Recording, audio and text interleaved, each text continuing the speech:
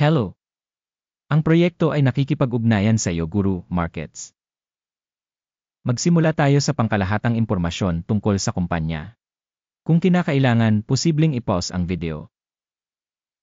Maaari mong pag-aralan ng detalyado ang bawat parameter ng organisasyong pinag-aaralan. Ngayon ay titingnan natin ang kasalukuyang mga tagapagpahiwatig ng organisasyon. Celcuity Inc. Ticker, CLIC.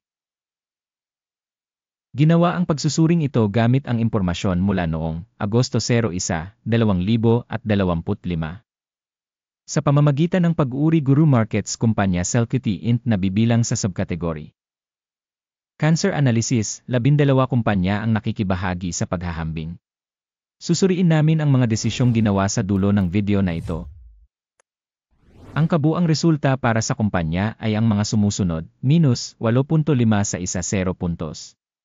Ang average na marka para sa subkategory ay -2.6 puntos.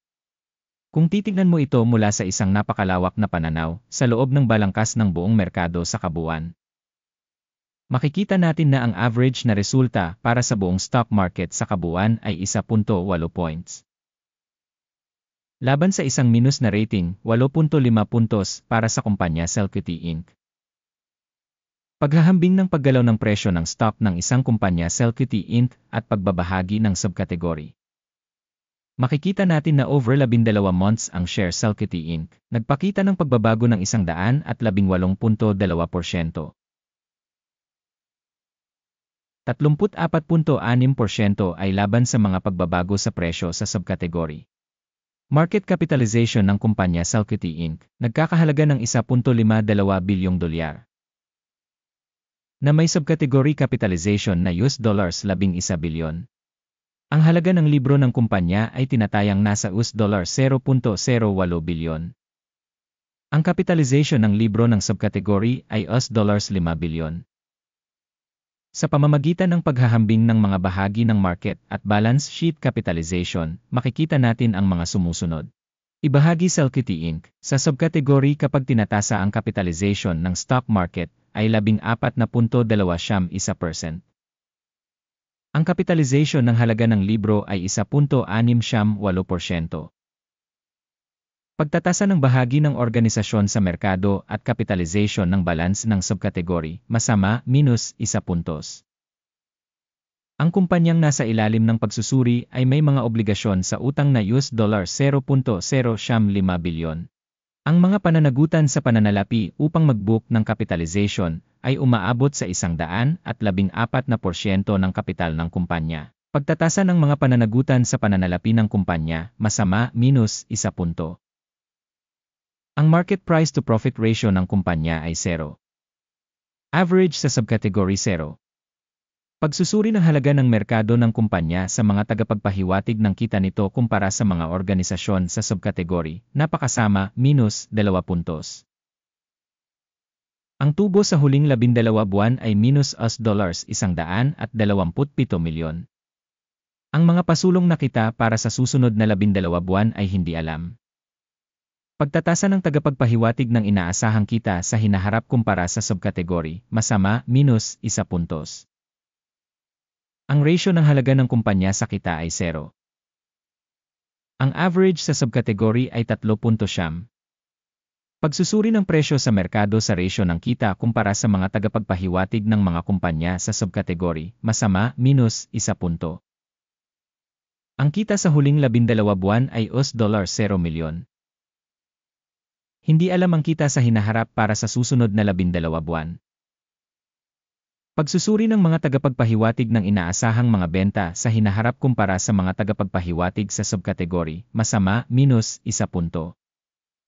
Ang marginality ay 0% na ang average sa subkategory ay -75%. Pagtatasa ng kakayahang kumita kumpara sa mga tagapagpahiwatig ng mga kumpanya sa subkategory, TOLET, -0.5 puntos. Ang bahagi ng kumpanya ayon sa bilang ng mga empleyado sa subkategory ay 1.024%. Na 1,276% mas mababa kaysa sa market capitalization share. Ang halaga ng kapital bawat empleyado ng organisasyon ay katumbas ng $17,517,000. At sa subkategory na $1,255,000. Pagtatasa ng halaga ng market capital bawat empleyado kumpara sa mga indicator sa subkategory, passable, 0 points. Ang halaga ng kita sa bawat empleyado ay minus $1,460,000. Average para sa subkategory, minus negatibo $300,000. Pagsusuri ng kita sa bawat empleyado ng kumpanya kumpara sa mga tagapagpahiwatig ng mga kumpanya sa subkategory, tolet, minus 0.5 puntos. Ang kita ng kumpanya sa bawat empleyado ay $0,000. Sa subkategory na $325,000. Pagsusuri ng kita sa bawat empleyado ng kumpanya kumpara sa mga tagapagpahiwatig sa subkategory, tolet, minus 0.5 puntos. Ang dami ng maikling transaksyon ay tumutugma sa 7.6% na may average para sa subkategory na 9%. Teknikal na tagapagpahiwatig REHA 14 na nagpapakita ng 72% antas para sa kumpanya Celcuity Inc. Samantalang sa subkategory ang antas ng RC 14 na ay humigit kumulang 41%. Ang kasalukuyang presyo ng stock ng kumpanya ay humigit kumulang $30.16.